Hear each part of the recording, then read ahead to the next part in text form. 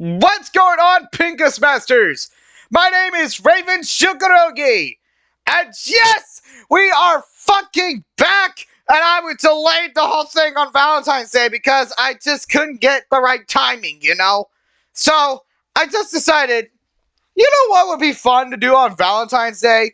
Let's play a fucking dating sim / porn game! So yes, PINGAS Masters, we're pretty much playing a dating sim. For those who didn't see it on the YouTube side, it's Kata wa Shoujo. So yes, we are playing, which in translation that means crippled girls or retarded girls, really. So that's why for those on the YouTube side, I said a dating game where you date sped girls. That's why, because these girls are practically sped. I know, I'm such a jerk. But come on, PINGAS Masters, can you blame me? Okay. So we got a lot of shit planned. I don't, just so y'all PINGAS Masters know, I have no idea what I'm going in for. The only thing I know is that we might see titties.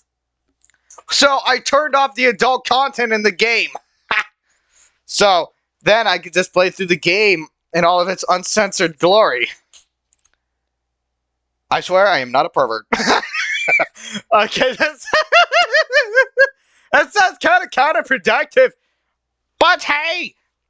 Anyways, as I was saying, we're just going in for straight up fucking madness, bruh. But anyways, PINGAS Masters, if you like what you see, you know what to do. Hit the like and subscribe button and turn on the notifications. That way you don't miss any future content. Well, anyways, let me start up this game already. Because this game opens up in a pretty interesting way. So, yeah, for those who are seeing this on Twitch, I apologize that I am practically playing a porn game. If I knew this was going to be like a porn game, I probably would have had this as a Twitch exclusive and then just edit all the shit on YouTube.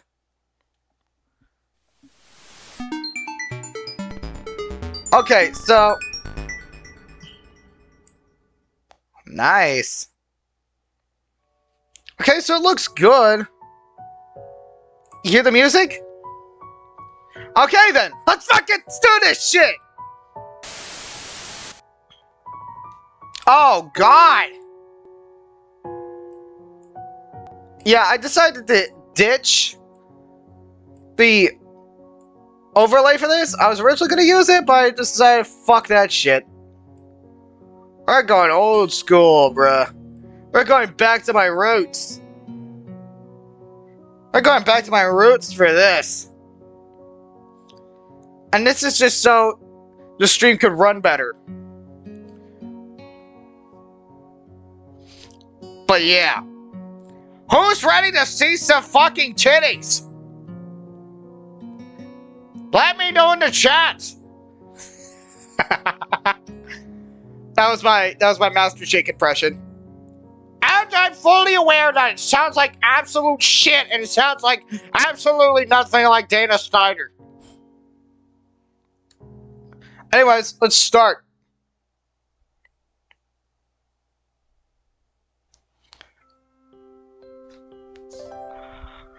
This is Valentine? Bro, this looks so good! This is good! I'm liking this already, bro! A light breeze causes the naked branches overhead to rattle like wooden wind chimes.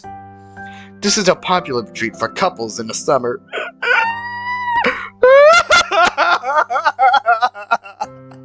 I sing it forever, my cactus! Ah, fuck that shit. I had a fucking bubble bath before the stream. Anyways. But Now, in late winter, it feels like I'm standing near a pile of kindling. I breathed into my cup hands and rub them together furiously to prevent them from numbing in this cold. I tried doing that, and it fucking fails, bruh! Like, you saw. Just how long am I expected to wait out here anyway? I'm sure the note said 4 p.m. Yes. The note just slipped between the pages of my math book while I wasn't looking. As far as cliches go, I'm more of a fan of the letter in the locker, but at least this way it shows a bit of initiative. Fuck! Okay.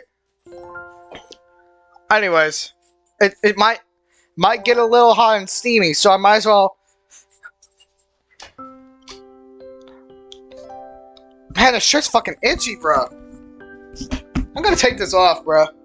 I'm taking this off. Ah, that's better. That's so much better. Good thing only y'all could see the model. Otherwise, you'd see some man titties and a beer belly. Yes, this is official in the Raven J canon. Raven has a beer belly. I've spoken to third person. Okay. As I ponder the meaning of the note, the snowfall gradually thickens. Are we gonna see some hot babe that becomes a snow woman? Are we gonna fuck a snow person? No, because it's not in the name. Their slow descent upon the frozen forest make it seem like time is slowed to a crawl. Wow, that was really good immersive sound. Holy shit. Oh shit. The rustling of dry snow underfoot startles me, interrupting the quiet mood. Someone is approaching me from behind. Oh no! Protect your ass! You're gonna get back shots! Don't bend over! Whatever you do, don't bend over! Get the... Oh! Oh!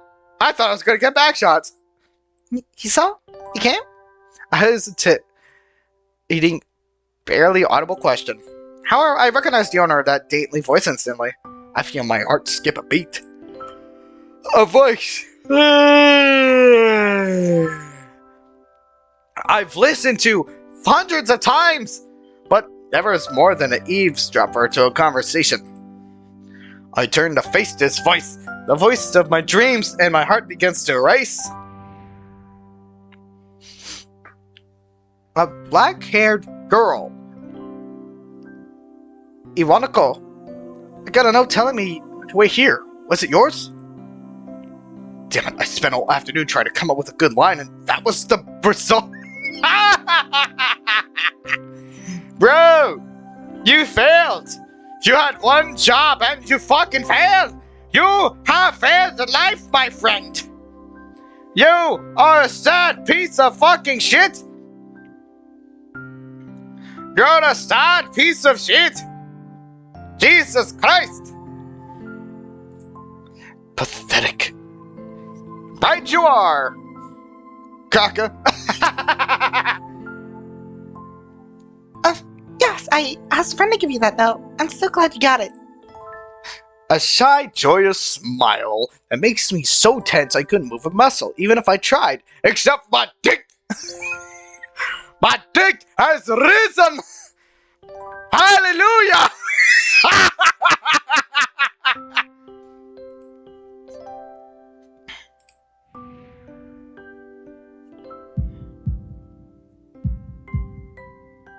My heart is pounding now, as if it were trying to burst out of my chest and claim this girl for itself. Give it to me! So, here we are, out in the cold. Once again, the wind stirs up the branches. A cacophonous note is music to my ears. Iwanako flinches ever so softly against a gust of wind. What do you expect? She's wearing a fucking skirt! The cold is gonna hit her precious thighs! It's not like a degenerate, holy shit. Her eyes lock with mine as she lazily twirls her long, dark hair around with her finger. All the while, the anxious beating of my heart grows louder. My throat is tight. I wonder if I can even force a word out if I tried. You see? I wanted to know if you'd go out with me. I stand there motionless, save for my pounding heart.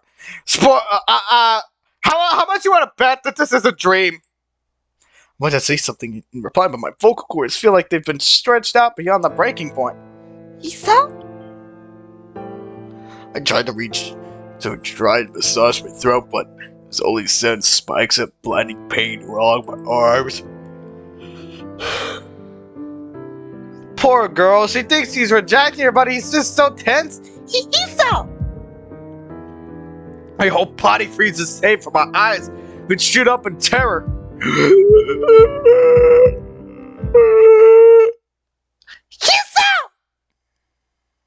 The beating in my chest suddenly stops and I go weak at the knees. The world around me, the canopy of bare branches, the dull winter sky. You want to go running towards me? All these fade to black.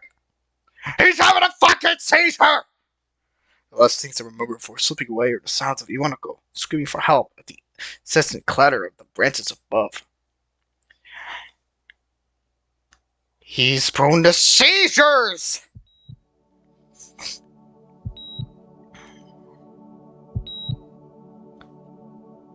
Four Leaf Studios presents Katawa Shoujo. Katawa Shoujo!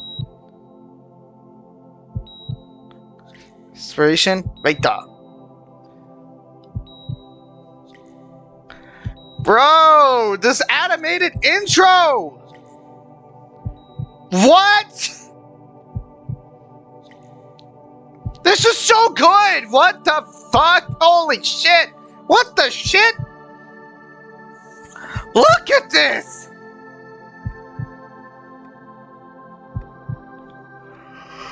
Oh my god!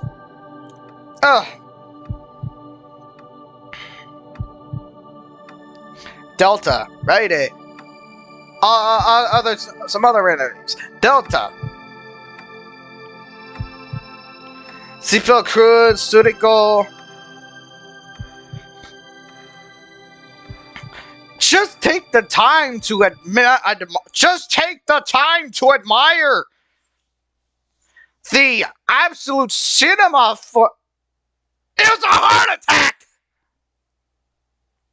It's been 4 months since my heart attack. And that whole time, I could probably count the times I've left this hospital room, unsupervised on one hand. I know what the other hand was being used for. Wank, wank, wank, wank. 4 months is a pretty long time when you're left alone with your thoughts, so I had plenty of time to come to terms with my situation. Erythema. A strange word, a foreign alien one that you don't want to be in the same room with. A rare condition that causes the heart to act erratically and occasionally beat way too fast. It can be fatal. Apparently, I've had it for a long time. They said it was a miracle that I was able to go on so long without anything happening. Is that really a miracle? I guess it was supposed to make me feel better. More appreciative of my life. Bullshit! It really didn't do anything to cheer me up. I'm a crippled man! My parents I think were hit harder by the news than I was. They practically had 2 pages apiece. The fuck is that? I already had a full day by then to digest everything to them. It was all fresh. They were even willing to sell our house in order to pay for a cure. Of course there isn't a cure. Because of the late discovery of this condition, I had to stay at the hospital to recuperate from the treatments. When I was first admitted, it felt as if I was missed. For about a week, my room in the ward with 12 lives blew. Fuck, I'm sleepy. Balloons and cards. But the visitors soon dwindled, and all the get-well gifts trickling down to nothing shortly after. I realized that the only reason I had gotten so many cards and flowers was because sending me in there simply had been turned into a class project. Maybe some people were generally concerned, but I doubt it. Even in the beginning, I barely had visitors. By the end of the first month, only my parents came on by on a regular basis. Iwanako was the last to stop visiting. After 6 weeks, I never saw her again. We never had that much to talk about when she visited anyway. We didn't touch the subject that between the two of us on that snowy day ever again. The hospital? It's not the place I'd like to live in. The doctors and nurses feel so impersonal and faceless. Guess it's because they are in a hurry and they have a million other patients waiting for them, but it makes me feel uncomfortable. For the first month or so, I asked the head cardiologist every time I asked him for a rough estimate of when I'd be able to leave. He said, "No, you're gonna stay here. Also, could you please bend over? I might as well give you a prostate exam." Ah! He never answered anything in a straightforward way, but told me to wait to see if the treatment surgeons worked. I was so wrong, way too badly.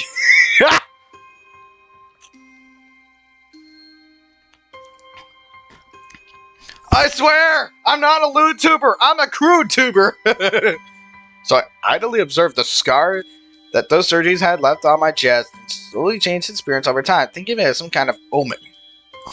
I still had the head cardiologist about leaving, but my expectations are low enough that now I'm not disappointed when I say I don't get a reply. When you stop with the evaluation, so there's at least some hope.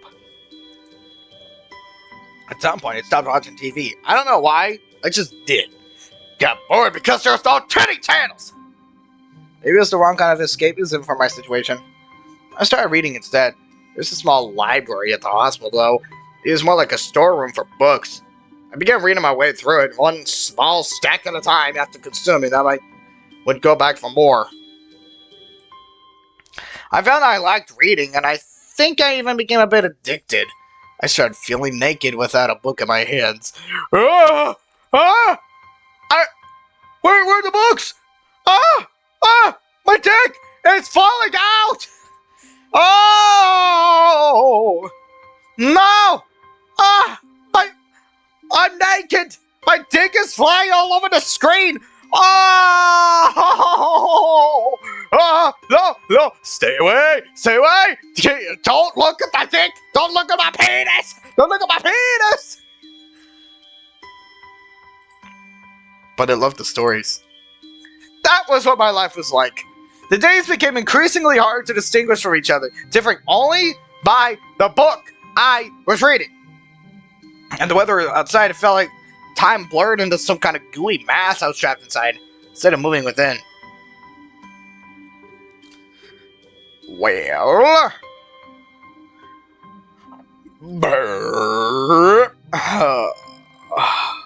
I'd give us some dick. Oh, God. A week could go by without me really noticing it. Oh! Besides, I paused in realization that I didn't know what day of the week it was.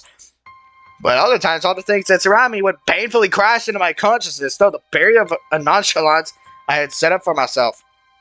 The pages of my book would start to feel sharp and burning hot in the heaviness, and that my chest became so hard to bear that I had to put the book aside and just lay down for a while, looking at the ceiling as if I was going to cry.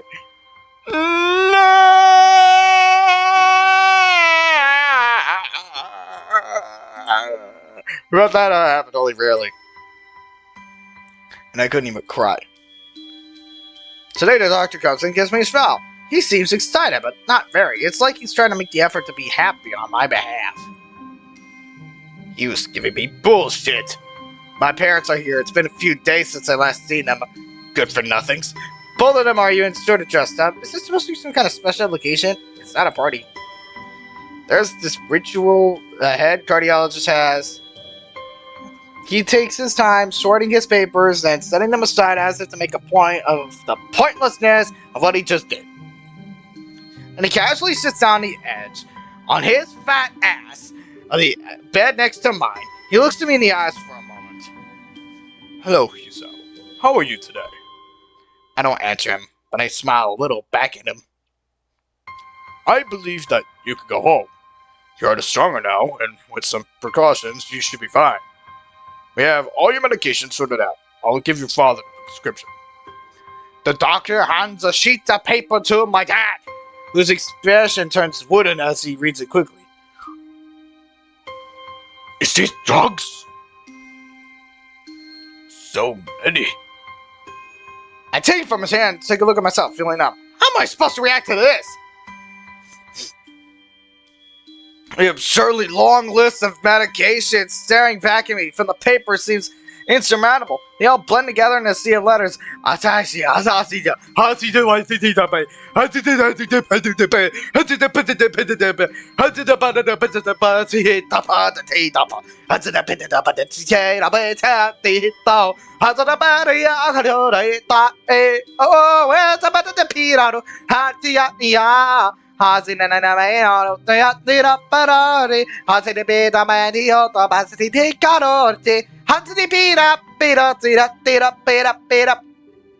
This is insane! Side effects, adverse effects, contradictions, and dosages are listed line after line with cold precision. I try to read them, but it's so futile. It's scribbled all over the fucking screen! Why do they overlap each other? I can't fucking read! I turned into a fucking illiterate child! I can't understand any of it. Attempting to only makes me feel sicker. Oh, that's for the rest of my life? Every day? I'm afraid that is the best we can do at this point. However, new medications are always being developed, so I wouldn't be surprised to see that list fade over the years. What kind of confidence booster is that? I felt like I had felt better if he hadn't said anything at all, the motherfucker. Son of a bitch. Also, I have spoken with your parents, and we believe that it would be best if you don't return to your old school. What? Please, calm down, Hiso. Listen to what the doctor has to say. Calm down? Oh, that's the way he tells me if he's doing the full bath, I look like it. How am I supposed to call to be homeschooled? Whatever my concern shows, it's ignored. We all understand your education is paramount. However, I don't think that it's wise for you to be without supervision. At least not until we're sure that your medication is suitable. So I've spoken to your parents about a transfer. It's a school called Yamaku Academy that specializes in dealing with disabled students. I'm going to a nitwit school! Yay! Disabled? What am I? It has a 24-hour nursery staff, and it's only a few minutes from a highly regarded general hospital. The majority of the students live on the campus. Think of it as a boarding school of sorts. It's designed to give students a degree of independence while keeping help nearby. Independent? It's a school for disabled kids. Don't try to disguise that fact. It's a nitwit school. If this was really that free, then wouldn't it be a 24-hour nursing staff and you wouldn't make a hospital being nearby a selling point? Of course, it's only a few months ago, but your mother and I aren't really able to homeschool you. We went out there and had a look at a couple of weeks back. I think you like it. It looks like you really don't have a choice. Compared to the heart problems, people with your condition usually tend to live long lives. You'll need a job one day, and this is a good opportunity to continue your education. This isn't an opportunity. Don't call it an opportunity. Don't call it a goddamn opportunity. You white coat son of a bitch! Well, you should be excited at the chance to go back to school. I remember you wanted to return to school, and while it's not the same one, special school, that's an insult! That is what I want to say! It's a step down! You're treating me like I'm some kind of fucking retard! Yes, I've been in a nitwit school but myself, so I know how it feels. I know how it feels. Be treated as some kind of kid with some kind of, like, being stuck in a nitwit school.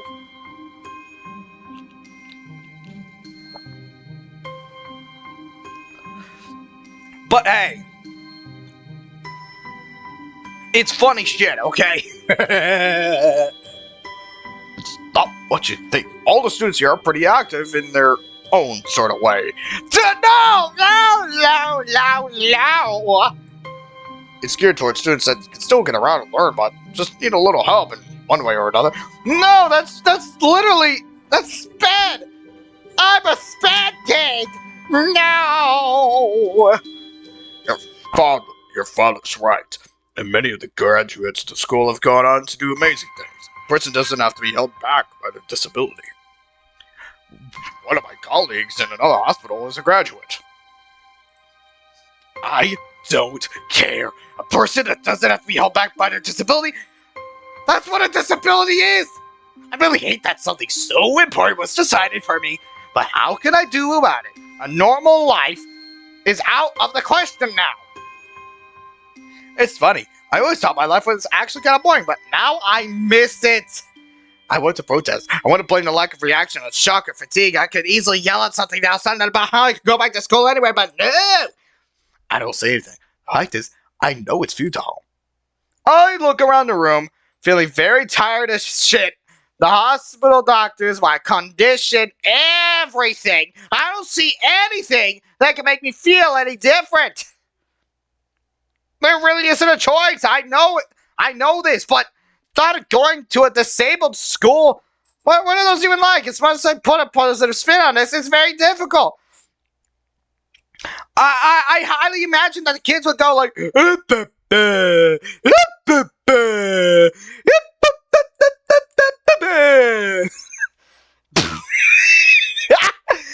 I know some people are gonna get so offended by that. Like, my name's Jeffy. Do you want to see my pencil? Here you go. But let me try. A clean slate isn't a bad thing. That's all I can think to get me through this. At least I have something. Even if it's a special school or something, it's a fresh start. My life ain't over. Must be a mistake just to resign myself to thinking that. I'm gonna be trapped in a nitwit school. At the very... Oh, fuck!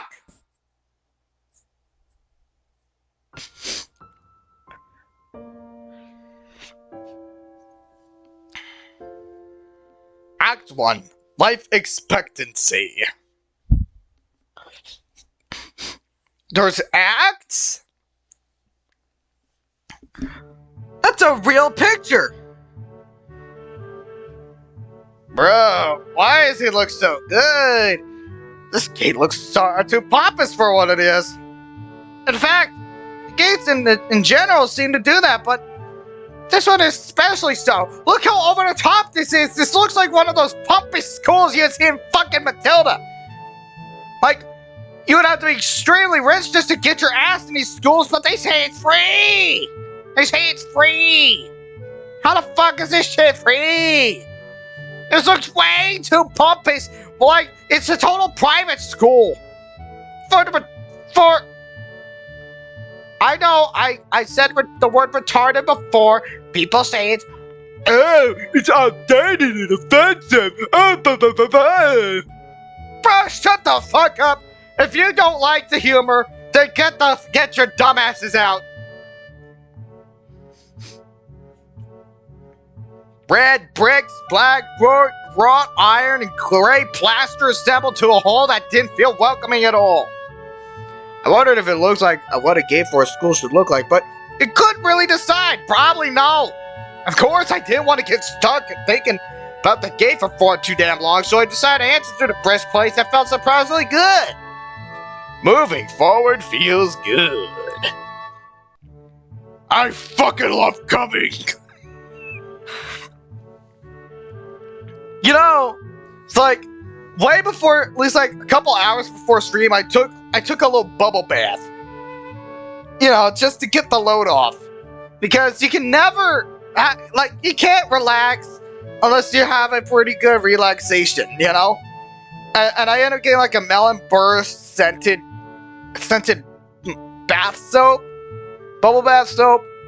Unfortunately, it didn't work that well because it didn't dissolve because the water was acting like a total dick, like a bitch, because the temperature is so fucking cold. So I walked towards the main building of Yakumu Academy with this brisk place. I'm alone as my parents are taking my shit to the dorms, and There's supposed to be someone waiting for me. The grounds are incredibly lush and filled with green. Is there weed? Doesn't feel like the kind of grounds a school would have. More like a park with clean walkway going past trees and the smell of fresh cut grass and all other park-like things. Words like clean and hygienic pop into my mind and makes me shudder. I shake them off. Stay open-minded now. This is your new life. You have to take it as it comes. Come. That's what I tell myself. Few big buildings loom behind the leafy canopies. Too big, too many, just for a school. Everything seems off. It's different from what I thought I knew about schools. It's an uncanny valley, even though I was told this is my new school. In the back of my head, it doesn't feel like one. I wonder if this feeling is real or caused by my expectations of a school for the disabled. Speaking of that, I don't see anyone else here. It's kind of eerie. Am I in the fucking back rows that I know clip? It makes me think there was somebody here so I could anchor myself to something tangible instead of having this feeling that I stepped into another dimension. The trees hum with the wind, and the green hues flashing all around me just catch my attention. Where the fuck do I look? It makes me think of all the hospitals again, how they say that the operating rooms are painted green because green is a common color. My ass! So why am I thinking so anxious? Despite all this greenery, huh? That's bullshit! Only after I stand in the haughty main building and I surprise myself by realizing why the gate bothered me. It was the last chance I had to turn back, even if I had no life I could return to. But still, after entering, there was probably no way I would go back to anymore. Feeling nervous and with the realization set in my head, I open the front door and say, "Goodbye, old life! I never knew you! And you're a fucking bitch! You're a bitch! And why does this place look so fucking pompous as shit? It looks like it's something you'd see for the fucking college. The tall man with my computer was acting stupid again. The tall man with a bad posture notices me as I enter. We're only people in the lobby, so it's only logical. Bro, why the fuck do you look like that? Gee, you must be Nikki. Nikai! So you are. Excellent. I'm your homeroom and science teacher. My name is Muto. Welcome. We exchange a handshake. It's neither firm nor sloppy. He just looks at his watch. The head nurse asked you for a brief check-in visit, but there's no time for that now. Oh, should I go later? Yes, afternoon is probably fine. We should get going and introduce you to the rest of the class. They're waiting already. Waiting for me? I don't really like being the center of attention, but I guess it's inevitable for a situation like this. Somehow, not knowing what is waiting for me makes me feel really nervous. Think of this, I almost missed what the teacher is saying. Do you want to introduce yourself to the class? Yeah, of course. Yeah, sure, I mean, isn't that normal? Of course, but not everyone likes to be at the center of attention. I'm probably one of those people, but I guess I should be the one to give the first impression of myself. Right, but it's no problem. Let's go then. My heart is pounding in my chest. Like, PINGAS Masters, I can kind of relate to this guy because there's been some instances when the right side of my chest starts, getting feels like it gets stabbed. But that ain't stopping me. I won't stop streaming until I drop dead. My heart is pounding in my chest, and it keeps me thinking about my condition as I follow the teacher up the stairs. The third door down the third floor corridor is marked as the classroom for class 3-3. Muto opens the door and enters. Good morning, everyone. Sorry I'm late again. I hesitate for a split second at the door, freezing on the spot. Get a grip. This is a big step, I know, but there isn't any point worrying so much about it. At least not this soon.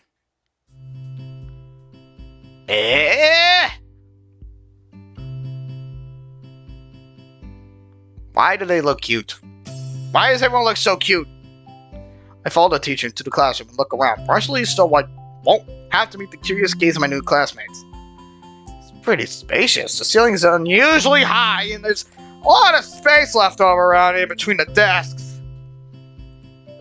The entire wall is taken up by blackboards, and the high, old-fashioned windows only make it seem larger.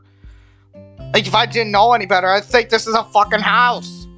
Like, did you say the guy go and got more? Like, come on. The last thing I want to end up is just meeting up with a whore. And I'm gonna end up with a straight bar. Please do not speed that up to make it sound like I'm rapping, please. The student desks are just standard wooden desks with a shelf underneath it for books and wooden chairs with metal frames. Simple and efficient. I stop walking in front of the classroom and face the other students. They all look normal, like students in any other school, but then why would they be here? They're probably like me and have something wrong with them, only it's just not immediately obvious. Then I notice the one of the girls seem to be missing the thumb in her right hand. It's a little jarring. And then there's this one guy who's fucking obese as shit sleeping in the corner. And he just looks so like, duh. Despite the natural tendency to listen when someone's talking about you, I tune out the teacher has speech. She covers her face with her hands as if it would make her invisible. There's one boy with a cane leaning against the lockers at the rear of the class. It's weird seeing someone so young with a cane. Another girl seems to be making some weird hand motions. Sign language? She peers over at me and rubs her glasses and then goes back to whatever she was doing. She's kind of cute, so is the cherry girl with the pink hair. And sitting next to her. She's really hard to miss. I really don't know how I didn't notice her the moment I walked in. Please, welcome our newest classmate. He claps his hands and so does everyone else except one girl in the first row who has only one hand. I cringe a little, but I hide it by bowing in thanks and for the applause I did not deserve. A collective silence tells me that I should open my fucking mouth now. So, I'm Hisan Nakai. And after that, my hobbies are reading and soccer. I hope I get along with everyone else here, even though I'm a new student. And after that, I'm being so boring. This is exactly like every self-introduction ever. I should say something more exciting. I end up saying nothing, and the teacher picks up from there. Everyone seems to be satisfied, even with what little I said. A few girls are whispering to each other, throwing glances at me. Could have got worse. Why are they staring at me? I listen to the teacher as he drones about getting along while letting my gaze sweep across the classroom.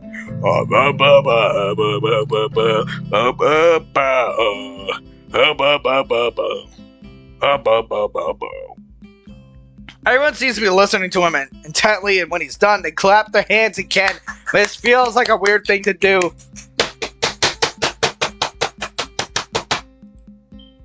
The first row girl claps on this round with her one hand against her other wrist that ends in a bandaged stump. Makes me feel a little bad. We're going to be doing some group work today, so I'll give you a chance to talk with everyone. Is that okay with you? Yeah, it's fine with me. That's good. You can work with Hikamichi. She's the class representative. She can explain everything you might want to know, and who else would be able to do that better, right? How could I know? The teacher passes out the day's assignments and announces that we'll be working in groups of 3. I know, I always over-exaggerate every time I do these things. It's just how I do it, because that's just how I can make the comedy of this set work. Like, I'm gonna make an announcement. Shadow Hedgehog's a bitch-ass motherfucker. He pissed on my fucking wife. That's right, he grabbed his hedgehog fucking coolie dick out. He said, this thing was this big. And I said, that's disgusting. So I'm gonna call and post my twitter.com. Shout out to Head Talk. He got a small dick. It's the size of this walnut, except way smaller. And guess what? This is what my dong looks like. That's right, baby. All points, no quills, no pills. Look at that. It looks like 2 balls and a bong. He fucked my wife, so I'm gonna fuck the earth. That's right. This is what you get. My super laser piss. Except I'm not gonna piss on the earth. I'm gonna go higher. I'm pissing on the moon. How do you like that, old papa? I pissed on the fucking moon, you idiot! And you got 24 hours before the piss droplets hit the fucking earth. Now get out of my fucking sight before I piss on you too.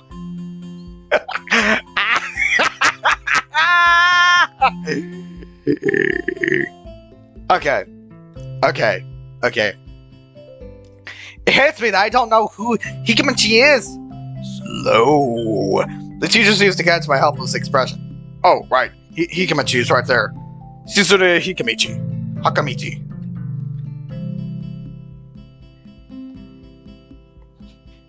Why does she look so huggable?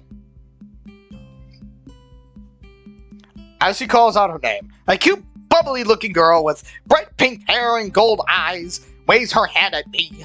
I take a seat next to her by the window. Hey, I guess you're Hakamichi, right? Hakamichi, right? It's nice to meet you. That laugh.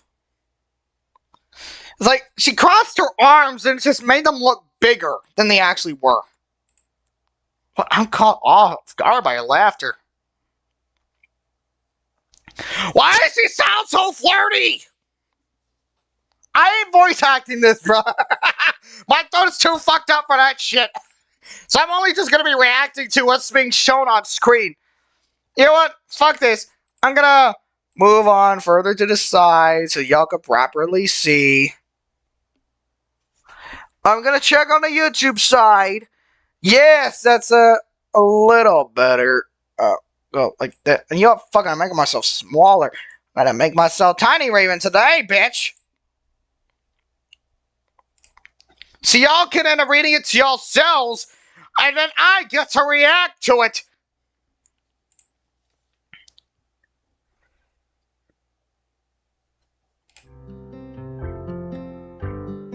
Oh, Tikamichi. Oh, she's mute! Okay, she has short yet carefully neatly brushed hair, oval-shaped glasses, balanced on the tip of a dainty nose, dark blue eyes that seem to alternate every few seconds between analytical and slightly bored. Uh-oh.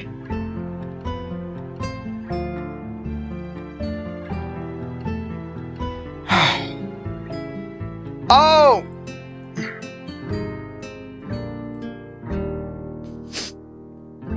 I press escape for that. Okay. Return.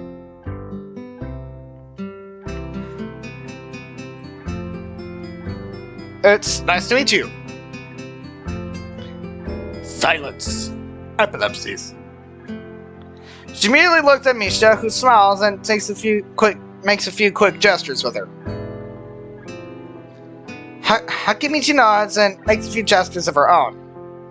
I start to wonder if the teacher was messing with me, saying things like, "You'll be able to talk with people, and who better to explain things to you?"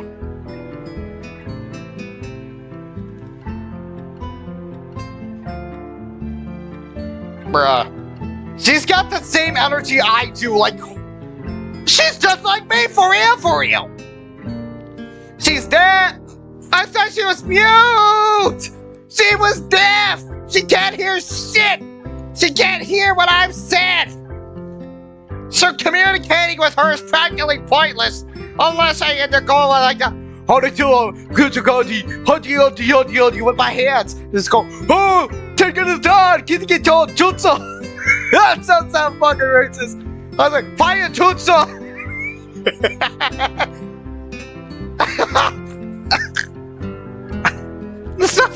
fucking racist!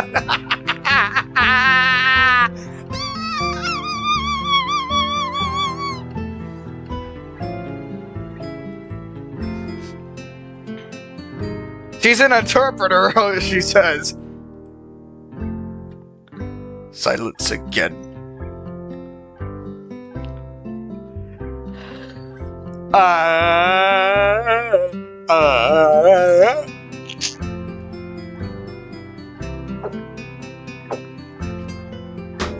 Okay, I think I might attempt it now. You're the news then, aren't you? Well, Seaton, of course. Well, Seaton, of course he is. If he wasn't, he wouldn't have been standing here, up here for no reason, right? Right? He seems like a very interesting person, doesn't he? We knew there was going to be a new student, but we didn't know you would be here today so soon. Seaton, right? Seaton? Yep, it fits, doesn't it? Did I say it out loud? It was a surprise. I never liked that nickname. Really don't see how. It fits! You look just as I imagined. You look just like a He-Chan. I wonder why everyone seems to think so. Hakamichi taps her finger on the desk to get Misha's attention. Gesture back and forth to each other. Excitedly, their hands a blur. Misha seems a little overwhelmed. Sorry about that. Seaton wants you to know that she's the class rep, so if there's anything you need to know, you can feel free to ask her. You like the school so far? We can show you around a little if you haven't had the time to walk around and familiarize yourself with it. Misha stumbles with the hard word a bit, making it stick out in her otherwise fluid translation. Thanks, that would be pretty helpful. Yeah, it's just like I came right straight to class today. Epilepsies. She's mad at me. Why are you mad? That's no good. You should always try to learn as much as you can. And where you're going before you go there, not just with school either. Anyways, if it's a trip to the convenience store, really? She done? I don't know. Where you learn about where you're going? I guess I didn't bother to do that, or just I didn't care enough to do so. I didn't even look around today, so I just committed myself to go along with it. Half-assly, but anyway. Yes, get ready! Get ready, bitches! I'm about to end up rocking their worlds! And then, when anyone gets in my way, I'm just gonna kill! That was my best impression of Master Shake from Aqua Teen Hunger Force. I don't say anything, but Misa shows signs. Something that answered a shrug. Well, what the fuck was that even about? It seems like it was about me. I like slumping over in my seat. Both of them were smiling, but with that shrug hit me unexpectedly deeply. I think I just got mocked. You know what? Fuck it. I'm using my foot. I'm using my foot to play. Fuck it. Nah. I'm using that. I ain't using my foot. Unless I'm gonna specifically use it to... You look down. Are you okay? She gestures again. Don't take it the wrong way, please! I hate it when people are afraid to ask questions. That's how people learn things by asking. Asking for help is perfectly normal as much as needing help. Stop looking like you just failed a test. Alright. She looks happy now. Another thing. You don't have to call Shi-chan something so formal like Hikamachi or class rep all the time. Just call her Shi-chan. Okay, maybe that's too casual. Maybe Shizune would be more appropriate?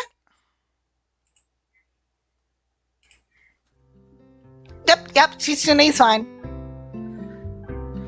Okay, that would be a lot easier for me, because that just sounded more romantic, if anything. Because if you really look at the fucking context behind shit time, it's like, you're just making it sound like you're saying, I love you, please fuck me.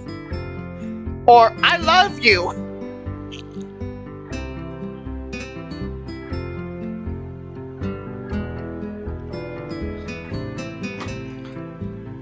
I feel a lot more at ease. Both of them are so friendly. So I feel like an idiot for being so apprehensive earlier. Especially about Shizune, who I assumed would be all business. Well, she still seems like that, just less so, I guess. She read my mind! Huh? Oh, right, we haven't even touched the assignment. We should start right now. Or Shita will get mad. The assignment is also kind of long, so we should start now if we want to finish it before the end of class. That too. Put that frown upside down, damn it! Shizune glares at the two of us impatiently. I need to know sign language to understand that. Okay, I get the message. After class, we can take a walk around the grounds together. It's a nice day today. The assignment is actually very challenging to get through, combining aspects of being both difficult and unnecessarily long. Oh, still, we finish it a few minutes earlier than anyone else in the class.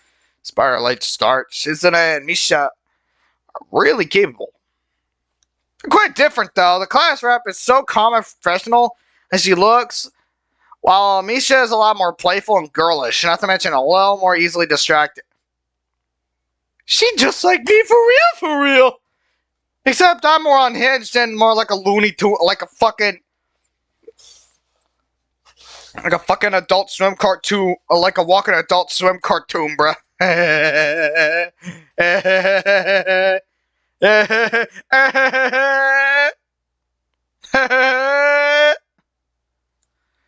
Okay.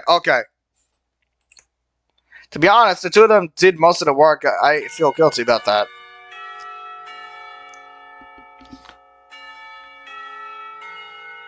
Freddy! Oh, no, he's going to get me! Wait, no. 6 o'clock. Yes, I'm free! Wait, no, wrong game. Without knowing what else to do, I follow Misha, who is beckoning me on the hallway down the stairs.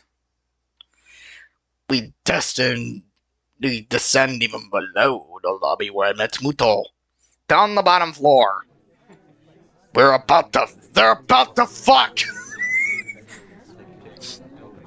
I remember showing the link to my sister, and she said, "Are you playing a speed dating game?" And I said, "Bro, it's not even that. It was just like, it's just for something for the funnies, like."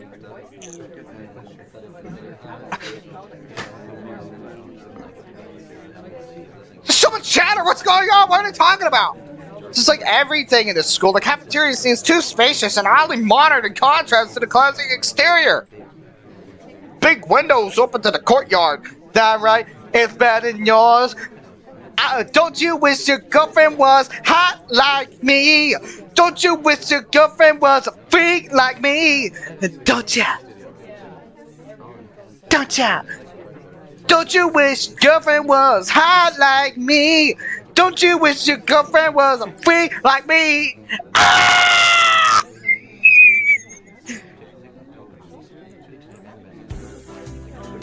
It's the cafeteria! Her enthusiastic statement of the obvious makes people around us stare.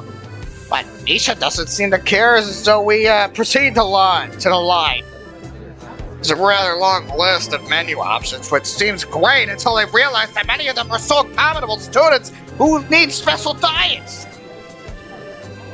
How nice. It almost feels like I'm back at the hospital, eating portions mastered with scientific precision to meet the needs of the patients.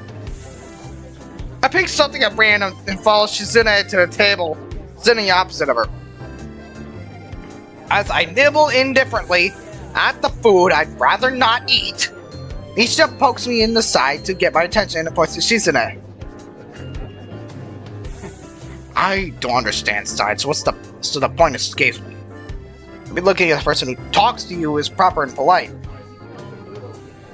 You want to know something? What? Anything. You're great. You're pretty good, so you should ask if there's something. I wonder. The library. Oh yeah, is there a library in the school?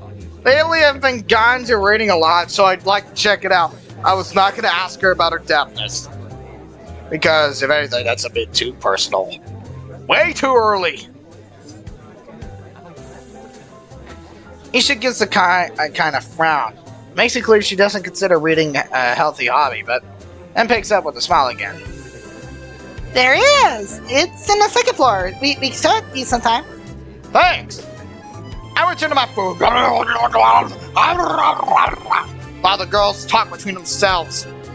Misha and Shizune sign back and forth very animatedly, showing sideways glances at me, but Misha refrains from translating.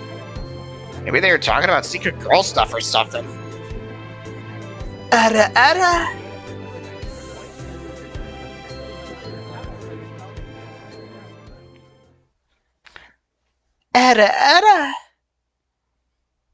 What? I quickly noticed the conversation sign. Not enough to fill a silence. Fuck. We arrive in the classroom early, but we're not the first. Oh God, what happened to you? That dark-haired girl I noticed before slumped over her desk at the last row. She jumps a little and Misha crashes into her own with elegance of a rhino. What's up, bitches? She shrinks deeper into her seat. I can feel the tension all the way from here, as if she were slowly turning into stone just from her presence. I can see what. That's a big birthmark. Are you okay? Misha and Shizune don't notice either, or don't mind it, as they walk directly past to their seats and begin to converse. No, don't go! I'm left wondering about her, even though when the classroom slowly fills to the other students, and finally the teacher. Getting into the rhythm of school feels strange. It's as if my brain remembers how this is done, but my body doesn't. Toward the end of the class, I started yawning. I can't manage to laugh.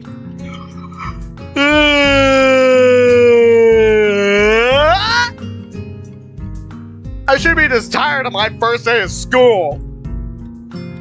Maybe it's the long time spent in the hospital that made me like this. I'm even feeling physically weak and lifeless.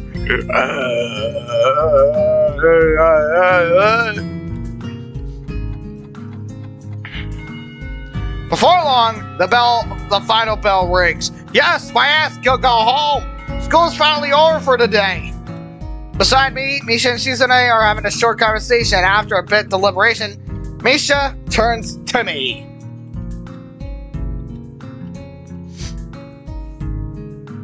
I don't know who was cuter though, Shizune or Misha. Unfortunately, we can't stay and show you around today, Kichan, but we've got to hurry already since it's a lot of work for us to do. Sad. You'll find your way around here, I'm sure of it.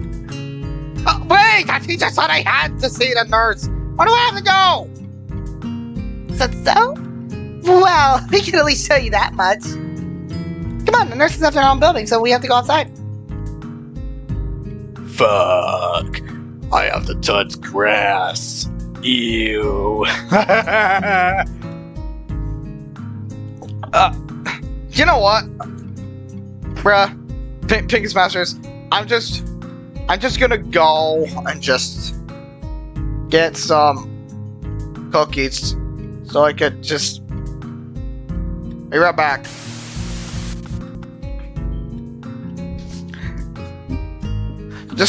I'm stepping away from the computer and then just getting a cookie.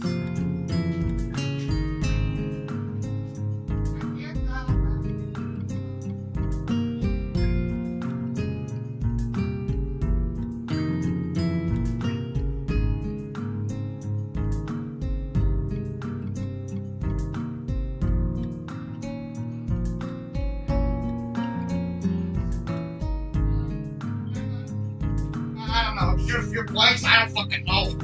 Just get up, get ready to fuck. I'm coming for you, bitch. I'm coming, I fucking love coming. I love coming. I'm about to blow. Oh, fuck my switch. I dropped it. No, turn off. Turn off! Thank you!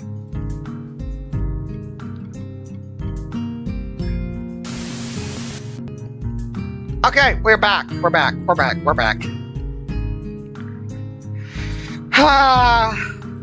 My dark chocolate dipped French butter cookies from Trader Joe's. Perfect! Yes, I love Trader Joe's. If you don't know what it is, I pity you. Fuck! Sounds like a roll. Oh!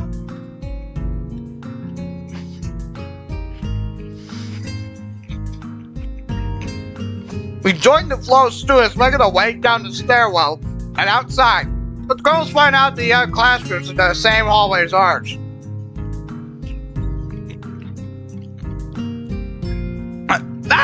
Have a realistic setting!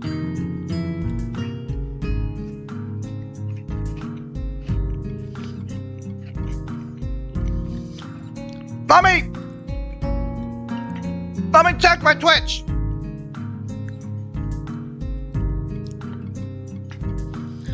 Oh, Speedo! I didn't realize it! I didn't realize you followed me, thank you!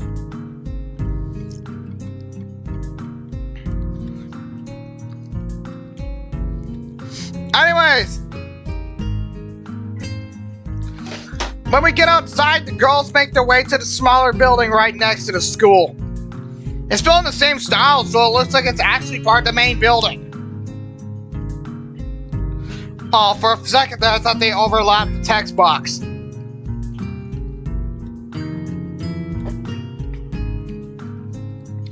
I don't know why this game asks for access and changes to my PC and all that. I think it was just so it could do all the crazy shit in the game. I think.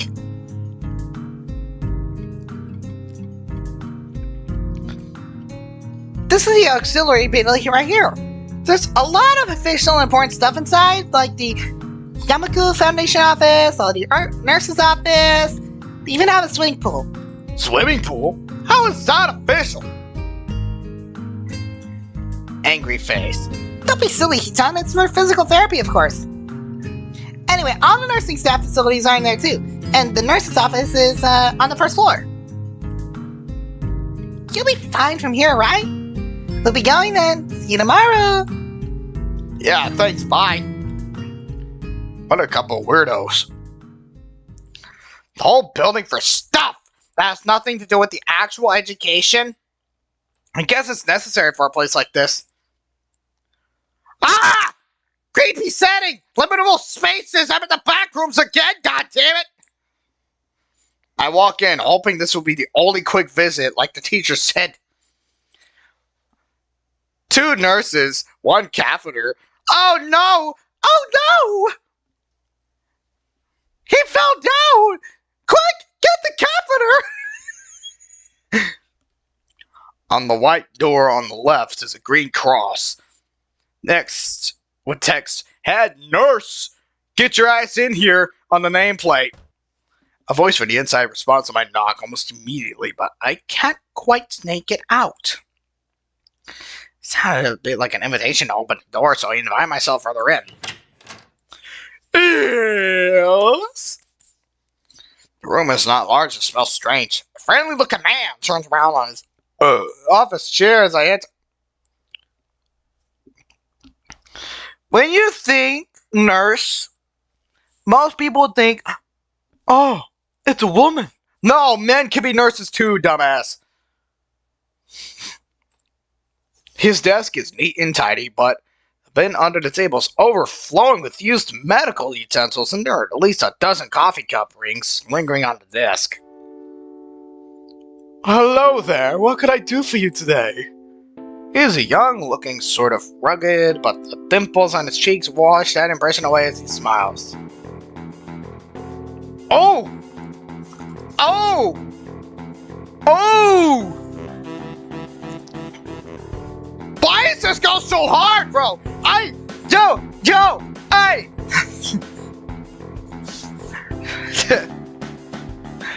Going from the nurse home to the first home, baby. I can't do it, bro. I really can't do it. I'm not a fucking rapper, bro. This is why I can't, because look.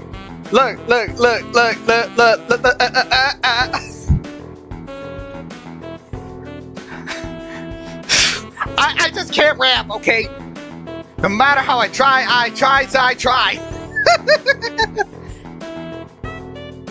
A rhythm in the flow, when the go with the hoe, when the bass with the bow, it's in the flow, again with the hobo.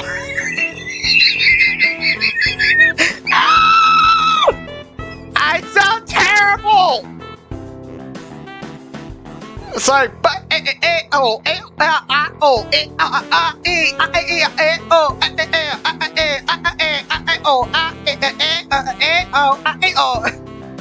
there you go, you're fucking fighting that fucking chromatics. I just sat in the street for way too damn long, just vibing to the music because it's just that fucking fire, bro. It's just fire. Are you a nurse? He smiles like a person who has heard this very same question hundreds of times. Why, yes. Just because I'm a man doesn't mean I'm a fucking nurse, you fucking sexist piece of shit, piece of dumb fuck. Imagine him just saying something so nice and it just makes me feel like an absolute idiot. Why, yes I am. It says so on the door, no? You can call me by my name or just the nurse like everyone else. Of course I shake off my confusion, realizing I probably should grab his extended hand. His handshake is rather firm and friendly. Right, I'm the new student. My homeroom teacher told me to come and meet you. I just can't help it. It just sounds like hip-hop. Okay, right. I'm the new student and my homeroom teacher told me to come and meet you. My name is me, so I'm not guy. His eyes light up with a revelation, snaps a finger. Oh, you're that Nakai. I was reading your file in the morning. Some kind of chronic arrhythmia related to heart muscle deficiency, right? See, I got the rhythm and flow, I just can't freestyle. He gestures me to sit down in a vacant number at the end of the desk. Hey, yes. Rap mode activated! Good, well, you've probably been in prison at the school enough to so I'll just help go over this quickly. We have all kinds of facilities available, physical therapy and such. Hey, there's always someone from my staff around, even at night, so never hesitate. Call us if there's a problem. This famous 24-hour nursing staff. Hey! No, this is kind of like a hospital, not exactly for instance, we don't do brain surgery here. What? His joke feels so out of place that I'm left thinking, why he even fucking said it, bruh. Just check what's really weird to have so many medical people at a school. You'll get used to it. I'm not so sure of that myself, but I don't let the nurse even fucking know it. I'll just let me find your file again. While he searches for something from his computer and shuffles and stacks the papers around. I let my gaze wander around the room. It's the epitome of generic, I'd like to say. beige walls, ceiling dark gray laminating floor, and all the equipment you'd expect from a school nurse's office. Even the ridiculous educational posters are hanging on the floor walls, reminding me to eat properly 3 times a day and from all the food groups. Hey, the smile on the nurse draws a thick file from the side to the face and open it. So you already have a medication for the asthma. Just remember to take your pills every morning, and even don't be much help. But apart from that, you do have sports, riot stuff like, I don't know, boxing. He thinks do his own joke, but I don't. It's just plain dumb.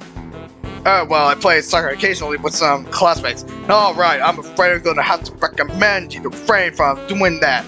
At least for the time being. No, this can't be happening, son of a fucking bitch!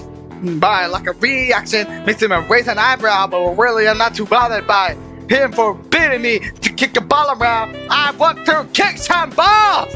I guess I never did have a passion for this sport. I have some to do.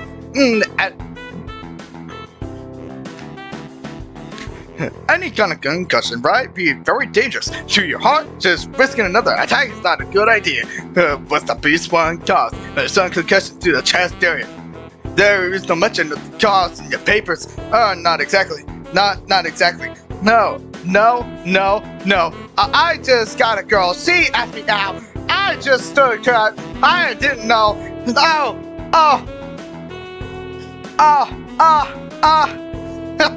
I sidestepped the question acceptably, and he glances at me over his paper with a more serious expression on his face.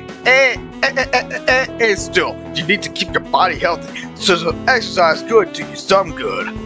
We have physical therapy and such available, as I said, but I don't think you really need much heavy measures. Just get some light exercise regularly. Brisk walls or even light jogging, jumping rope, and sort of thing. Swimming maybe? There's a pool here. So I was told. You were? Very good. At any rate, I'm sure you've been told this before. You just need to take care, not to overstretch yourself. He wags his finger to emphasize the point. No, really, I've heard this thousand times already. Absolutely no unnecessary risk. Take care of yourself. Okay. He goes to my papers one more time and sets them on the desk. Hey, content.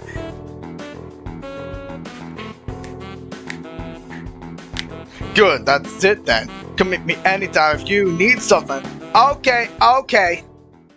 I'm ushered out there before I even realized it. A quick visit indeed. I just made a fucking whole ass musical number with that shit. Put that on the mixtape, bitch. Mr. Nurse, I think I need someone to come and I don't know. Just tell me that I have a medical condition that of me accidentally rapping when I hear some straight fire music.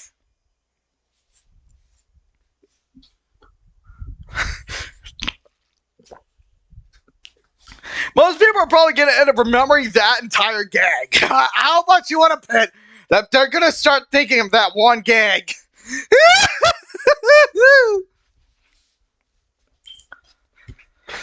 Okay. I know, that was straight fire. Clippers, get ready just to hear me sing once more. I end up staring at my front of the main building and the auxiliary building. Although, my eyes, they still look one and the same.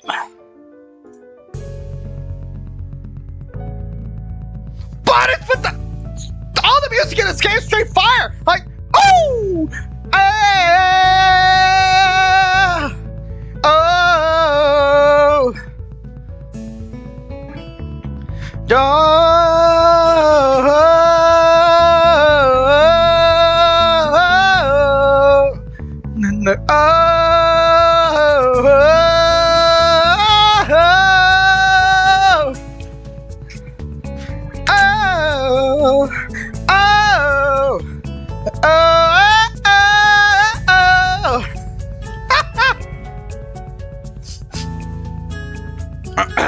It's the first real look again at the other students, so I watch people coming out of school going towards the gate or the dorms. And one seems to know where they're going. And I still keep thinking most of them don't look too special for being students at a special school. Then again, neither do I. It goes beyond the surface. Let me tell you that, son. You never know what you're gonna get. It's just like turning the knob on a gachapon machine. You don't know what capsule you're gonna end up getting. So when you look at the people in Nitwit School, you don't know what kind of condition that person's gonna end up getting. Unless you talk to them. Or try to.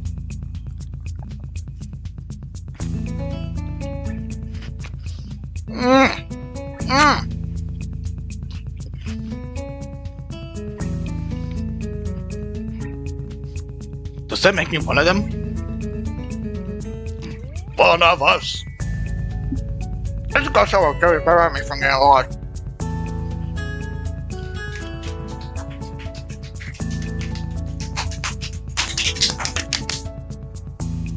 It's around dinner time, but I feel myself tired instead of hungry.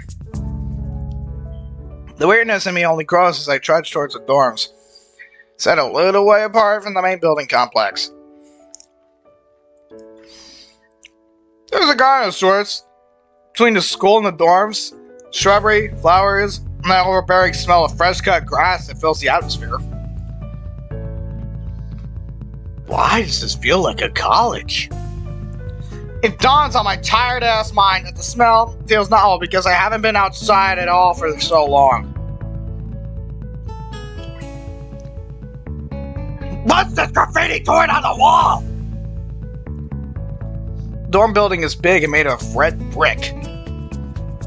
I'd show you some red brick. Like the others, it feels way too pompous for what it is. So I push forward and going inside. Where the hell is this? Takes more time than necessary to finish out the key I was given to my pocket. Room 119. Despite the ornate exterior, the inside of the dorm is fairly new, functional, and boring as absolute fucking shit, bro. Fuck me dead and bury me pregnant. Just like in the main building, the walls and doors are wide. Spread it wide, bitch. To accommodate wheelchairs. Same thing goes for the elevators at the ends of the hallways.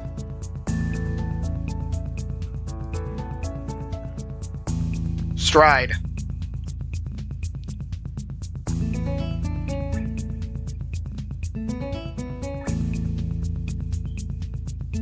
We're overriding this save. Cuteness. Overload. Return. I poke my head around the corner of the common room door. Said a few students are watching the television. One nods and gives a quick hello before turning back to the TV. Seems that only the girls around here are sociable. It appears that's perfectly fine with me. I climb the stairs to the upper floor. There's a small corridor branch off in the main hallway. Each of these minor halls seem to have a toilet and a shower as well as 4 rooms. About halfway down the hall, I spot room 119. The nameplates on the doors adjacent to mine are blank. I guess there are just 2 of us here. Light shines from below the door from 117, so I knock lightly. Hello? Is anyone home? I'm inside to hear a few moments, then clicking the way. More locks than I thought these doors had. After a month, the door squeaks open.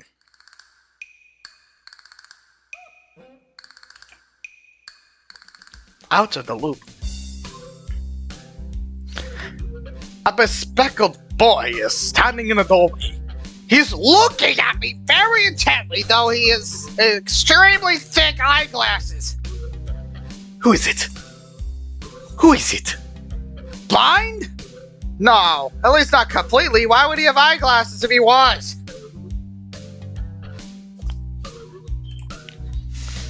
He leans closer to me until I notice they're almost touching. His breath stinks. His breath is stinking. It stinks of garlic. Oh God! He smells like Wario. No! Oh God! Nikai. Move into the next room. I thought I should introduce my... His face suddenly brightens in realization. It stands back upright. Oh, thank God. Thrusting his hand out in a smiling greeting, almost straight to my diaphragm.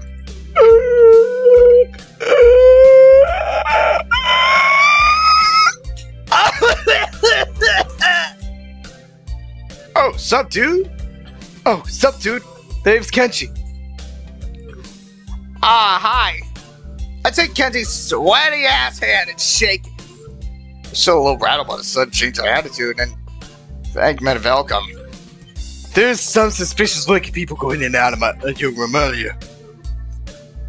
It was probably my parents. Parents? Sure, because they could have been seen with other people too. You can't just judge a book by its cover. This out-of-place proverb is left hanging between us awkwardly as I try to think of some way to respond. I'd say the chances are high enough. Are high enough. Fuck! He shudders and makes some exaggerated hand gestures. Sure, brave man,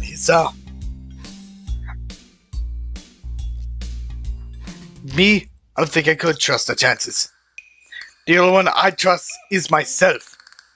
Does that mean I shouldn't get to know you either? He thinks about this for a while. A wise decision.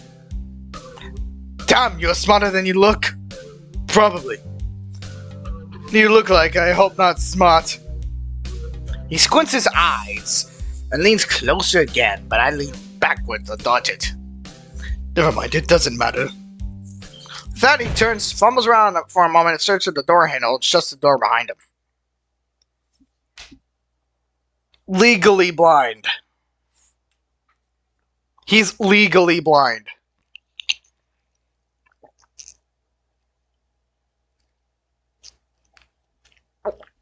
Okay, so now we know. I slide the key into the lock of the door marked 119.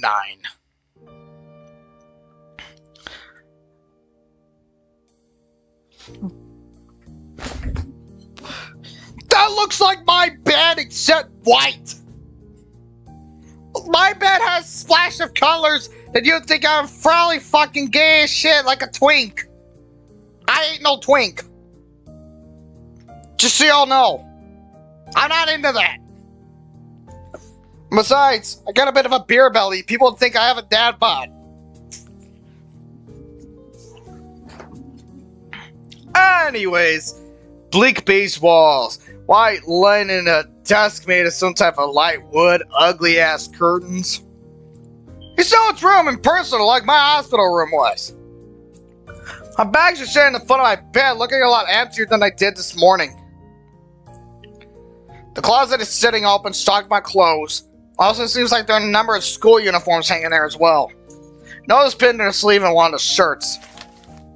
Hi, Hitan. We've unpacked your things and made your bed. They said that if these don't fit, then you should go to the office tomorrow. If you have any problems, you can always call us. Love, Mom and Dad. Assholes! You sent my ass here! But I don't mind it because there's cuties here. Because that's the whole point of the game. Getting girls. Are we getting raped again? Are we being raped again? It's like, you PINGAS Masters remember SMG4 back in the golden ages? Yeah, I always go back and watch some of the older episodes of SMG4. You know, for nostalgia's sake. And that's one of the things I remember being a funny joke to me, was like, along with the parody of Family Feud, it's like, oh, here's my little sister Chloe, her little husband Tim, he's he's a fat piece of shit. Well, at least I don't have to worry about unpacking. Kinda hoped I would have, but then there would be something to do. Fuck! It's still too early. I put the note down on the desktop and lie down on the bed feeling drained. Lying there makes me want to read something, but I have nothing with me. I wonder if the hospital conditioned me for wanting to read whenever I have nothing to do. The restless urge just keeps growing until I have to stand up. Ah, my ass! Maybe it's stress or something. I am pretty nervous about it. Okay, sorry. Little inner master shake went out. I was pretty nervous about it before coming, and for the entire day, too. I still am, I think. Damn. I have to distract myself somehow, so I won't be this unnatural all the time. Tomorrow I'll go borrow some books from the library. Yeah, I'll do that. But for now... My drugs! The bottle of medications neatly arranged on my night table to catch my eye. I pick up and shake it just to hear the contents rattle inside, and then read the glued-on pharmacy label. Hisao Nakai, 2 tablets daily to stay alive. Doesn't really say that, but it could just as well. It's kind of twisted having your life depend on chemicals like this. I resent it a little, but what choice do I have? With a sigh, I began my new daily ritual of taking the right number of pills from each bottle, being careful to check the correct dosages. I lie down again, feeling hollow and uncertain, and after that I keep staring at the blank, unfamiliar ceiling for a long time. It doesn't start looking any more familiar, and that even out when darkness falls, and long shadows draw across my room like fingers. Finger me. The sheets feel slightly more comfortable and warm and nest-like against the chill that passes for the room temperature here. Soon the lighter shade of darkness is that ceiling that looks like every ceiling does at night. Then it becomes the only thing I recognize anymore. The night beckons me to sleep, and I feel the coldness of unfamiliarity and fear creeping up my spine once again. I keep drifting further away from the world I knew, into dreamland.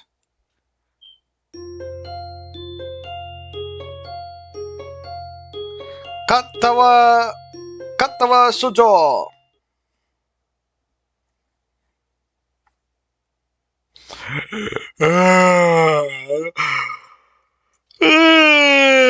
Damn, I wake up in a strange room. Solid morning light shimmers against the light gray ceiling. I had forgotten to draw the curtains last night. This is my room, isn't it? My room. This is the 3rd room this year I'm supposed to call mine. Various things around here remind me that indeed it's me who is supposed to be the one living here. My bag's on the floor, my new school books on the desk, my numerous medications on the fucking night table. I stare at the bottles for a moment, deliberating, until I open a bottle, shake out a pill, and pop out a tablet from the foil sheet. I down them with a chaser of water, without thinking about the chemistry. My uniforms are in the closet. I slink out from under the sheets and stretch my back before dressing up. Oh god! My ass is sore! I'm about to update your face with my ass if you don't get up and read us a story! Sorry, just random impressions. Okay. But still, I'm still hungry. Give me some cookies! Give me some cookies or I'll shit on you! Fuck.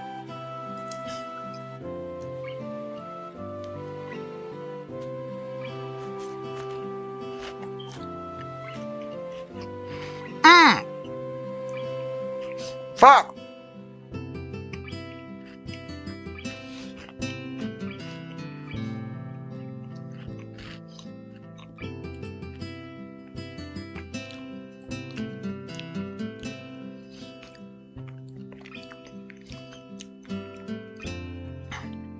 Wait, my YouTube one is working. Test. Let's see. Does it work? Yes! It works!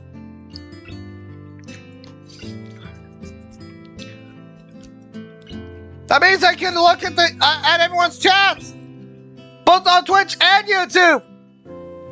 We're back! We're back, bitches! Let's go! watching my old streams just to see how it turns out. You know, quality control. I slink out from... Oh, right. I said that before already. Putting on a new school uniform feels like dressing in someone else's clothes. The artificial smell of generic detergent invades my nose. But the feeling of fresh cloth against my back is a good one. And a natural one. Yada yada. Yada yada. Now bend over. Whoa.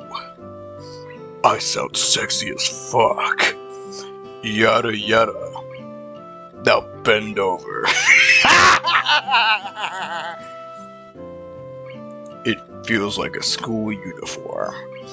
As it should. It's not much different from what I'm used to wearing before. Wow, I sound sexy as fuck. I'm just fucking around, bruh. I guess for other things, too. So far, this place seems like it's more like a normal school. Except for the people. I think back to my talk with Kenji yesterday. Nisha's constant laughter, and Shizune's sweeping sign language gestures. I've only met 3 students so far. Maybe they aren't that normal, but I'm sure others are. Or perhaps people like them are what passes for normal around here. Yeah, what is pass for normal around here? What do people do? I don't see a lot of kids hanging around after class yesterday, so maybe they're clubs. If so, I wonder if I should join one. All through class, the question remains on my mind. So I decide to ask Shizune about it, then we split into groups. After all, she did say if I had anything I wanted to know, I should ask her. My gosh, she's so fucking adorable!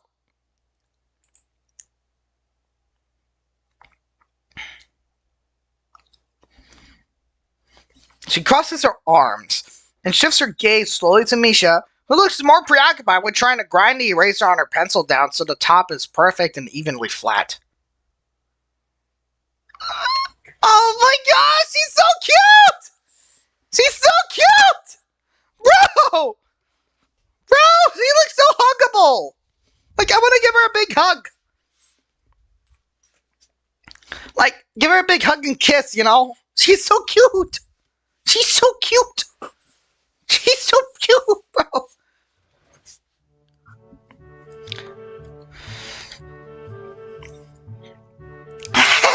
Sorry, Shitan, is something you want from me? Oh, I see. That's a good question, Shitan. My first thought is that she doesn't know, which is worrying. Maybe I'm being too negative? Well, anyway, Misha, please don't prove me right! Oh, that's right. Everyone is encouraged to join the club. A lot of people do so because there isn't really anything else to do. There are also school events, like the festival coming up in a few days. Almost every student in school tends to help out with it, doing whatever. So, you actually transferred in at a busy time. Me can help out too. Sure. What's this festival about?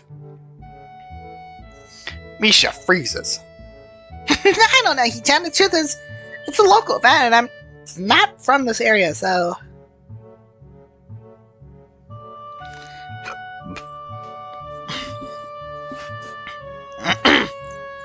I just noticed that Shizune is a lot thinner than me. I forget her name. Misha. Like, Misha is a little on the chubby side. If anything, I'd say she's like the same body type as me, if anything. Like, me IRL, she's my body type. Fuck, I always keep knocking over my Switch, damn it. Huh? Oh.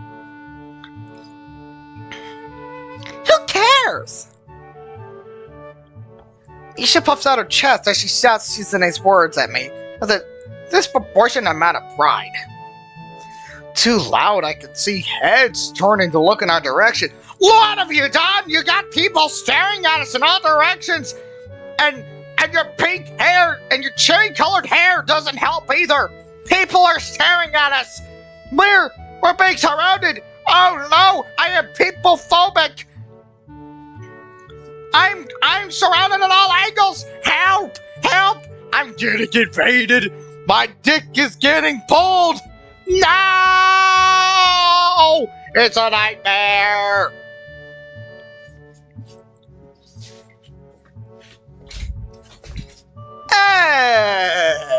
Anyways!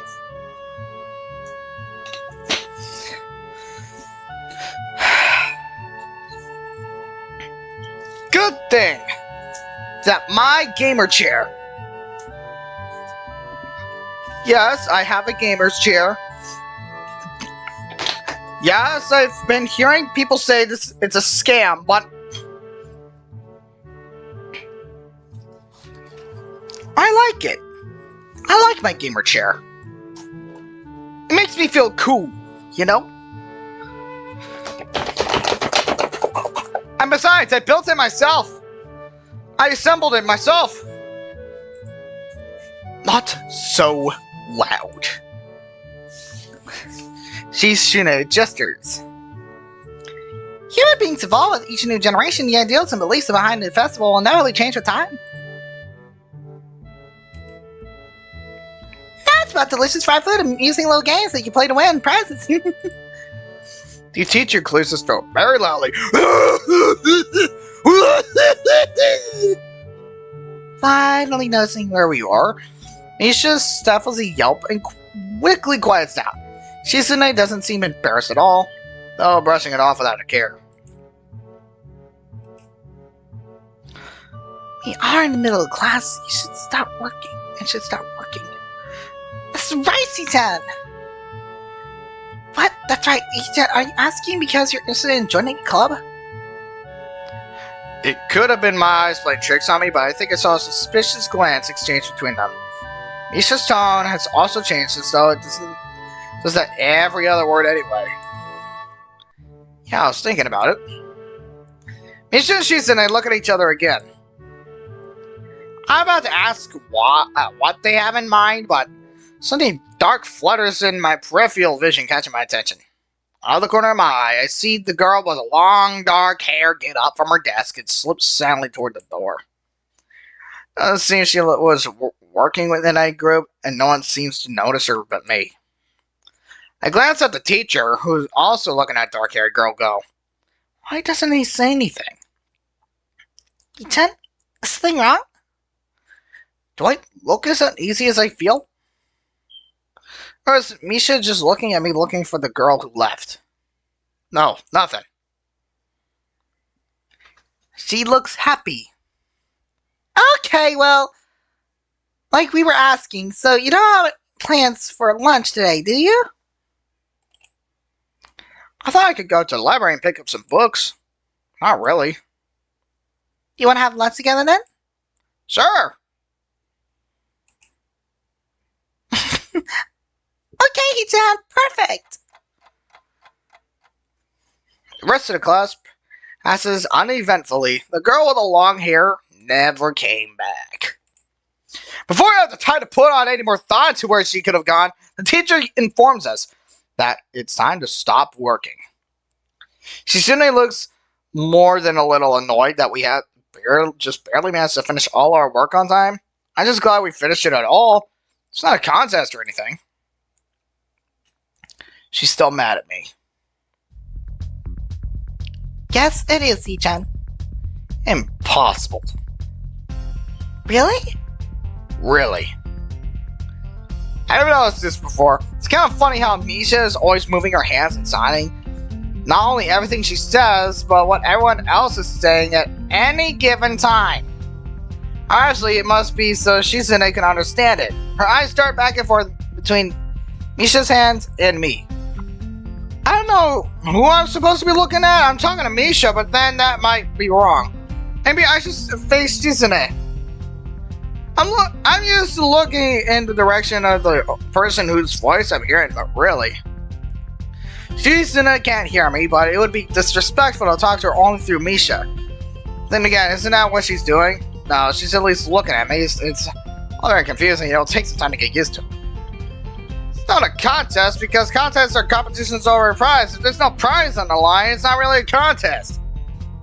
Shizune's eyes flash dangerously with a competitive glare. She stares at me as if surprised that I'm challenging her.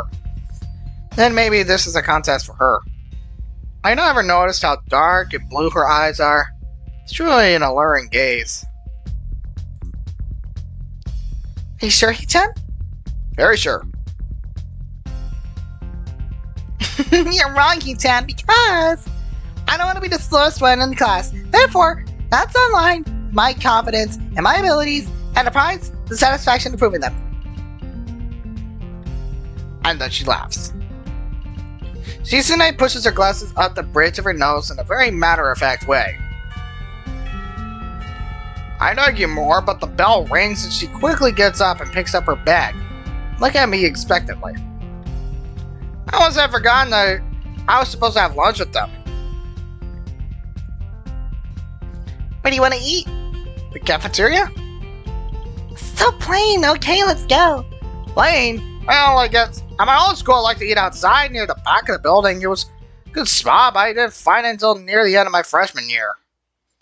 I wonder if there's a similar place to eat here. Misha seems to imply as much. Shizune and Misha pull me toward the cafeteria, which is surprisingly not packed. Maybe some students favor eating in the classroom or outdoors. I saw some of my classmates had boxed lunches. After we finish eating, Misha picks up where we left off earlier. So, Hee-chan, you want to know about the clubs and stuff, right? Right? Right, Hee-chan? Okay, I guess that makes... Let's ask first. Exchanging little nods of confirmation, they turn to face me again, and Misha straightens her posture as if she's about to deliver a speech. Hee-chan, do you have anything you're interested in? I used to play soccer, but I'm not really into it. I don't follow the teams and players or anything like that. As of late, I really just read a lot. There's a book club, right, Hee-chan? Right? But it seems like you have all the members they can possibly have right now. Sorry, Hee-chan, it's a really popular club. Ah, okay, but there's more to the point. Hee-chan, does this mean that you don't have anything already in mind? Not really. Dang. It's like cuteness overload. Good, great, that's great, Hee-chan. Really great! Why is it so great? Like, what could be so great about it? No reason. Well, Hee-chan, other than the clubs and the upcoming festival, there's one other thing. Study council! I see. I don't know how the school had a student council. That was very melodramatic setup, though, just to tell me that. Pretty sure the two of them now know this because Shizune looks a little embarrassed about it and Misha is laughing. Shizune quickly retakes control of the discussion in a manner of speaking. After all, it's still Misha who loves to voice whatever she says. Right. Hee-chan, maybe you should join the student council. They could use more people. Yes, definitely, you should definitely join. Bruh, why? Well, for one, we can hang out every day, Hee-chan. Hee-chan and I are both in the student council. Actually, Hee-chan is the president. I was trying to get the suspicion that Hee-chan and Misha might not exactly be the most unbiased people to talk about this with. As if reading my mind, Shizune quickly adjusts her gaze and signs something to Misha. Of course we're not trying to get you to join just because we would obviously benefit from you joining the student council, and therefore we've had incentive to try and get you to... So you're admitting that? No, we admit nothing. I mean, Hee-chan, of course, it would be nice of you to be joined and we'd appreciate it. But even without all that, joining the student council shows a healthy interest in the workings of one school. Yep, it's true, Hee-chan. Besides, you don't want to spend time with us after school, Hee-chan. I can't tell if she's being genuine or if this is really good acting. Both of them seem to be trying. Fuck. So it's settled. Welcome to the student council, Hee-chan. Wait, what? No. Aw, see, Hee-chan, of course it wouldn't go so easily. Epilepsies. Yep, that's right. Even though Be boring as it is smoothly. Oh well, C-chan owes me candy now. You were betting on it? Hey, my life is not a game here. Shizune seems very intrigued by this when Misha assigns it to her. The aggressive glint returns in her eyes. That's interesting, he said. Let's play a game. That's not what I said. How about rich man, poor man, He-chan? He-chan? If you lose, you have to join the student council. No, absolutely not. Aww, why not? Well, because you both have the same incentive and therefore the same goal, which is to get me to join the student council, right? Epilepsies. Yep. Yeah, that isn't my goal, but what this means is that both of you can team up and I'll be at a clear disadvantage, so I will have to decline. Hey, Chan, I'm very offended. Are you saying that you don't trust us? That we would pull something so disingenuous? It makes me sad. Sorry? Better tell Shizune's influence ends and Marisa's thoughts began. In order to atone for hurting a young girl's feelings, in order to atone for hurting a young girl's feelings, you should definitely join the student council. No! How about a game of paper football instead of rich man, poor man? Paper football? Yeah, it's a game they play in America. You make paper triangle and then you try to shoot it past the goalpost that the other players make with their fingers. Isn't it cool? It's the ultimate form of competition between two people, He-chan. It's also played by elementary school and middle school children. She-chan? That means it's a game that really separates the boys from the men. More like the boys from the slightly older boys. Anyways, I'm not gonna play that either just because the fact you know about it means you're probably surprisingly good at it. yeah, that's true. How do you know, He-chan? Shizune frowns at Misha, telling me that she probably wasn't supposed to admit that so readily. I wouldn't say that I'm happy with their attempts to get me into the student council, but I'm a little curious about what the student council does here. I ain't never been on one before, or even know anyone who is a member, so it interests me. I also kind of like Shizune and Misha, so maybe it wouldn't be so bad. Okay, He-chan, how about Risk? The game of world domination. I don't know what that is. It's really fun. You fight for control of the world with armies and everything. Sounds like Shizune would be good at it. You wanna play? If you wanna play, we can after school. Oh, really, Shita? We can play just for fun? Really, Shita? We can just play just for fun? Shita hasn't played in a long time, so if you want to, there are no strings attached. Oh, yay! Well, okay. Okay, perfect. We'll see you after school in the student council room. Ani-chan? Wait, why there? Because that's where we keep the game. I grimace to tell how much I do not like this, but it's more for show than anything. Sonia and I agree, but only after getting Shizune to acknowledge that I don't mean anything concrete by accepting to take a look around and play a game with her. Lunch ends and we go back to class. During afternoon classes, a long-haired girl comes back and sits down in her seat without a word. When does the dating stuff happen? Again, no one seems to notice, or if they do, no one says anything. I want to ask Misha about it, but I don't want to be nosy. After school, Shizune and Misha quickly find me by the first floor lobby and latch onto me, covering each flank in case I try to escape. I feel a little offended that I might be considering it.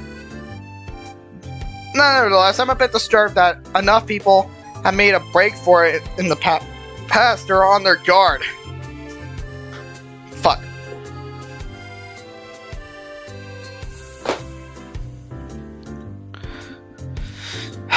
What's with the escort? This doesn't make me feel very comfortable. In fact, it makes me feel like a dangerous prisoner being transported to his cell. What's wrong, He-chan? Man, they're just so cute and I want to hug them. That's right, we're going to play a game, remember? I don't know. Isha, all this seems a little sinister to me. I start thinking that when we sit down to play the game, they'll tie me down and torture me until I agree to join the student council. Well, that's slightly unlikely, but still, for some reason, it feels like it would be so plausible. Getting to the student council room is as simple as turning 2 corners from where we started. What? That's it? That's all you guys been so on top of me? Seem a little silly. That's not true. Shinchan says that when their life is threatened, people have shown the capacity to pull off superhuman bursts of speed. Life is threatened? Her expression is unchanging. Misha signs something amusingly to Suzune, who makes a baffling face and puts her hands behind her back, looking pleased with herself. Misha feigns deafness and hums cheerily. Stop that. I know you heard me. You have no excuse, unlike Shizune. Shizune opens to the door to the student council room. It's a very plain, sparsely decorated room, although it's quite large and even a little larger than the classroom. There's a big table in the center, surrounded by chairs, and a smaller desk prominently placed in the desk that I assume is Shizune's. There's probably a few better desks and chairs stacked to one side. Well, extras perhaps? Aside from the tables and chairs, this room doesn't have much else to offer. Just a couple of filing cabinets and bookshelves stacked with old school records and documents. Not much else, in fact. Nothing else. This is a really bleak room. They want to at least have a potted plant in here or something. But the most notable thing in the room doesn't have is other people. Are we early? No. What do you mean, no? Doesn't it mean nobody else is coming today? Epilepsies again. Yeah, that's right. Before I manage to ask why it's the case, Shizune claps her hands together very energetically. Hee-chan, let's play this. Come on, you promised, didn't you? You have to. Okay. You want to know the rules? We can explain it to you while we set everything up. While Misha is talking, Shizune takes out what looks like a board game from behind one of the filing cabinets and throws it on the table. Actually, this looks kind of interesting. After Misha spends a little too long to her liking running through the basics with a somewhat vague and confusing tutorial, Shizune cuts in and clears the game as started with a decisive motion, sliding her arm through the air. Shizune's aggressiveness is rubbing off on me. I started feeling more competitive than I intended to be when I agreed to this. Halfway into the game, I try to ponder how to defend against Shizune's assault. From 2 fronts, she breaks my concentration by drumming her fingers on the table to get my attention. Wow, she's good. Hee-chan, Shizen wants you to know that you're taking too long to make a move. Shizen also says that she will let you keep Australia if you agree to join the student council. I thought this was a game with no strings attached. Just that fact she would dangle that over my head as an offer means that she knows I care about the outcome of this game. Anyway, no! Shizen admires your fighting spirit and would be a benevolent dictator who will spare your people if you agree to join the student council. You're so competitive, Shizune. She seems to take that as a compliment. I would expect the student council president to be a little more magnetic. I can't pronounce it. Magnanimous? She doesn't seem to know what that word means or how it's signed, so she just pulls out a piece of paper and writes it to Shizune, who in return signs it back to Misha. Misha presses her index fingers against her temples as if trying to physically imprint the word into her memory. Suddenly, Shizune bursts into a flurry of gestures. Misha looks daunted by the pace of her heated signing. Oh wait, please slow down. Shizen says you're going to lose. Tell her I will crush your world empire with my rebellion. Okay. Those eyes of her shine with childlike mischief. I saw that face. He says you have no choice if you keep playing like this. No, you won't.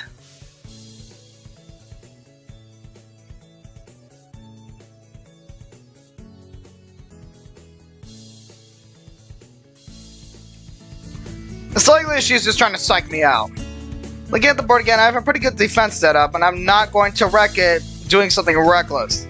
A few turns later, I lose the game anyway. Shizune adjusts her glasses victoriously and allows herself to Simply pump a fist in the air in celebration. Arrogance. He-chan, you lost when you allowed me to take North America. I mean, she-chan, not me. Getting control of North America is ambitious because it provides a 5 army bonus and you can't attack it from 3 fronts, so you must defend them all. I thought you'd have more guts. How disappointing. Ambition, He-chan. Your play needs to be more daring. Ambition, ambition! I was really excited when you took South America, but then you switched to playing defensively just because you gained a small advantage. It's no good, He-chan. You didn't take enough risks, and when you did, you didn't follow through. That's terrible, He-chan. Damn, what's it to her if I play too carefully? There's no need to rub it in my face! Why is she so close to me? I wonder if you'd even be good for the student council. What's this, reverse psychology? I guess I don't have to worry about joining or not in that case. Give me up just like that? I expected more of you.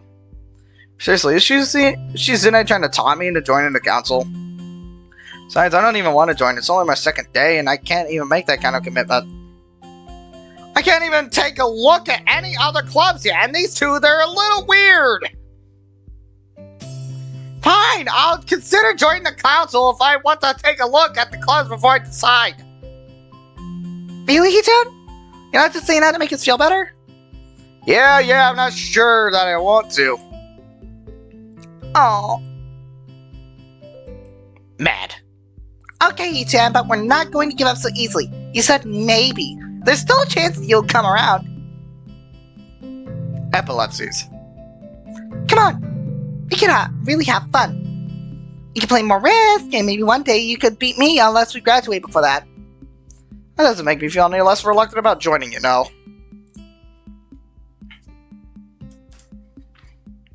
Surely you're not that horrible at board games. Maybe you can play a game you know then? Give you a handicap? I might have said I just made you feel better after all. Aw, that's cold, He-chan. I take a glance at the clock on the wall and realize I've spent far longer playing Risk than I expected.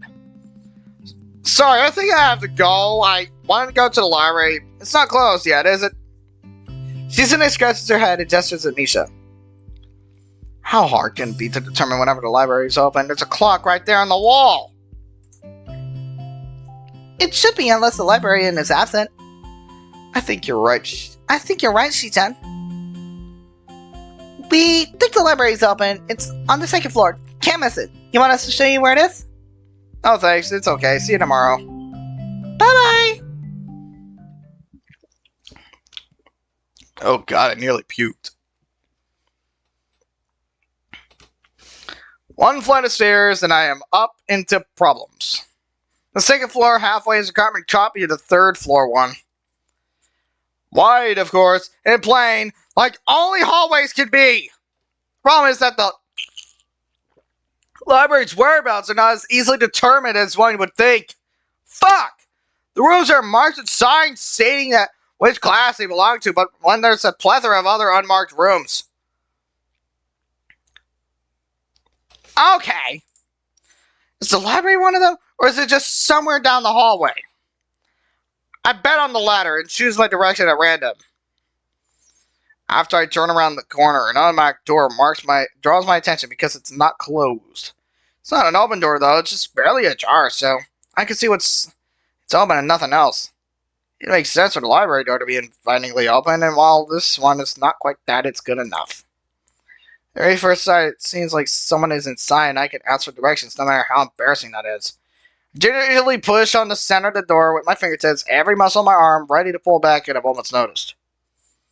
The feeling of being an outsider to the school can't be shaken from my mind so much that I instinctively fear doing something wrong by entering. The door slowly creaks as if groaning from a deep sleep. Much easier to open than I anticipated. Leaning over and poking my head even further inside, again, the sight of the room as possible. Hello? On my lips quickly snatched away.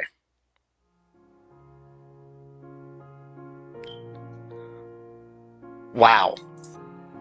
This is not what I was expecting. I mindlessly let the door open to its full extent, taking the full sight of the solitary figure, taking center stage in the otherwise abandoned room. The situation steals my voice, leaving me standing in the doorway, staring at the beautiful girl. Evidently, having taken her time to assess the situation, the girl gently puts down her teacup and opens her eyes. Doesn't look at me. Hello there. May I help you? Standing directly in front of herself, the movements of her lips seem to break the silence rather than the words. However, it's a soft measure of voice that reminds me she's being separate from the room itself. Not only is she likely the tallest girl I've ever laid eyes on, but even among the foreigners I've met, she's strikingly distinct.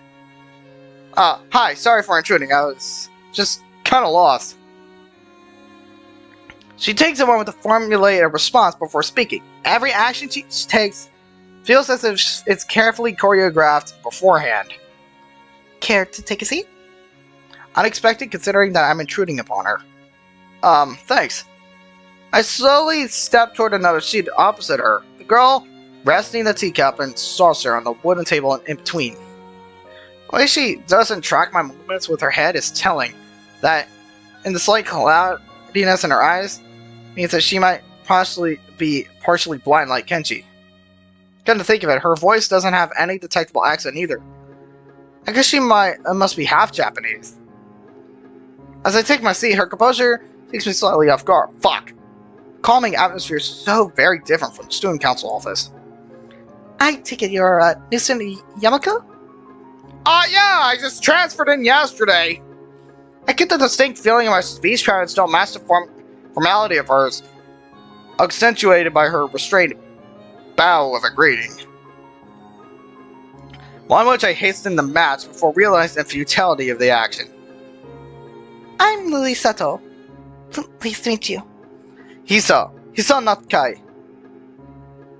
She gives a nod before gesturing roughly in the direction of her teacup. Would you care for a drink? Sure. As much as it pains me, I can't step with her formality in the proceedings. She gives a kind nod and, taking the request in stride. Without another word, she steps off the chair and prepares a second cup of tea from a collection of supplies laid out along a shelf. A brush there, a brush there, a brush here, a brush there. Her left hand often slightly touches the side of whichever container she's pouring into. It seems to be a process she's followed dozens of times before. As I lean sideways to see her back, around her back, she seems to use her long, dainty fingers to measure the right amount of water in the cup. It's one thing to see different disabilities in the students in my class, but it's another to see how everyone seems to adapt. Susan and Amy should have no problem working together to communicate to me, and Lily herself seems to have workarounds for problems I'd never thought of. While I feel slightly guilty about her doing the work, she seems pleased to be following the correct process of the offer preparing the drink. So, her soft whispers, her soft voice brings out my observant. Yeah, she's pretty though. Which room are you looking for? It's not often this classroom is visited after school. The school library. Susan and me, some classmates told me it was on this floor. She finishes pouring water into this teacup as she nods. A small metallic tapping comes from the teacup, indicating it's been stirred. I'm aware, Miss Hakamichi. As most students, to be here means you're in class 13, no? That's right, it's the science room, Meto. She gives a small giggle before setting the teaspoon and slowly walking towards the table, teacup and saucer in hand. He's quite the character. I imagine you come to like him. Must do. As she sits down the tea, I gently take it and have a sip. I'm really more of a coffee person, but it seems like a rather bad moment to bring it up. Nonetheless, the smell's quite nice. I hardly think it'd be hard to choke down. Thanks, Sato. It tastes really nice. She smiles and quickly waves her hand in front of her face. Lily, please, there's no need to be so formal. She says in spite of her exceedingly well-bred speech, all well. I guess I should try and ask her about herself, as really does mean if she's catering to me. So, which class are you from? I imagine it's from the third year classes? Correct. I'm in Class D2, which is on the third floor, same as yours. It's taught by Miyagi, and is specifically for both blind and partially blind students. I see. Sorry. I feel like slapping myself for the faux pas. Looking at her face, though, she doesn't seem to be at least a bit put off by it. My, there's not even change your speeds on my account. Sorry, I guess I'm showing my newness here. An environment like this would be a big change, so I can't fault you for it. The same can't be said for everyone. Many have come to terms with the conditions. A category which would include her, it seems. All too ready to jump ship from this particular topic, I sieged into another. Do you come here to drink tea often? It's a really nice place. Thinking on it, this might be her version of the place behind my school that I like to have lunch at. I come here fairly often during lunchtimes. My duties as a class representative don't leave me enough time for an official club, so a friend and I use this room for having tea. Class representative, huh? Compared to Shizune and her mannerisms, seems almost completely opposite. While Shizune is blunt and fiercely driven, Lily seems relaxed and calm, almost aloof. Got to think of it, she might be useful for a less biased view of the school's clubs. What kind of clubs are there to join? The more popular ones are track and field club, which used to feel similar to the school during lunchtime, baseball club, book club, and a room near the library. There's also numerous small ones too, though, such as the art and music clubs. At the time when I'm just want to get on my feet, rushing into a club right away seems very unappealing. What if the school shares the same rules as my old one? Is it compulsory to join a club? It isn't, though it is encouraged. Oh, good, that's a relief. I've really let down my guard around this girl to let such a thing slip out. The fact it seems slightly amuse her. Not wanting my tea to get cold, I finally start drinking it as if Lily does the same. As I look over the window, over her shoulder, I notice the light coming to the room has a distinctly orange tint. Even here, time doesn't stand still. Huh? Time's gone already! Sorry. Right, she's blind. Of course she can't see the sun setting. It's just... looks like the sun is starting to set. It seems to come as a surprise for her. I guess she just has lost track of time. Sorry, Hisai. Didn't mean to keep you from the library for so long. I quickly move to allay her concern. Ah, no, it's okay. The library's still open, isn't it? She pauses and takes a moment to think of it. It's probably something I should have asked Shizune when I had the chance, but Lily seems like to know in any case. True, it's open until 6:30 during weekdays. A quick glance at my watch confirms I have well enough time to get there. Huh. Might as well get going in that case. It's been nice talking with you, Lily. She smiles and gives a deep nod, her hands still neatly folded on the table in front of her. It was my pleasure. Oh, come to think of it, shall I show you where the library is? I could possibly ask for more help, but I should be able to find it alright. Well, unless my navigational skills fail me. Which they seem to have a habit of doing.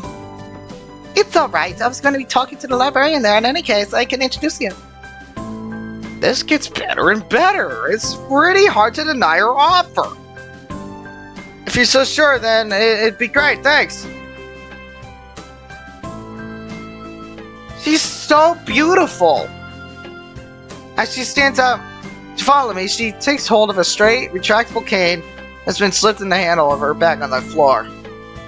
Compared to the other cane the boy had in my class had, Lily's looks much thinner and longer. His must be for support, whereas Lily's is for navigation. Together we leave the peaceful room and enter the empty hallway on the way to the library. Side by side, my pace carefully slow to match hers. We slowly walk through the hallway. Doesn't take long for us to arrive at a door with a warm-looking room, apparently situated in the center of the floor rather than either wing. Ladies first. She gives an apprehensive smile at the gesture, taking the lead as we file in. To the left is the wooden library counter, with the library proper being on the right. Nice.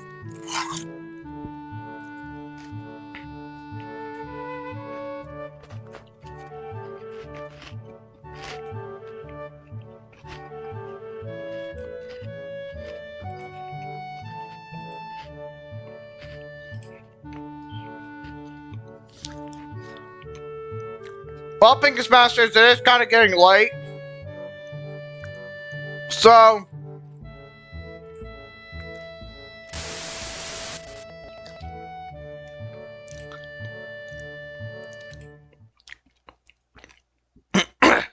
yeah, it is kind of getting late from everything so far. But hey, at least we had fun. And also, I was kind of losing a little bit of energy there for a second. But anyways, we'll come back and return to this dating sim soon. But there's other games I have to continue as well. Bye, PINGAS Masters. Just know, I love you, and peace out!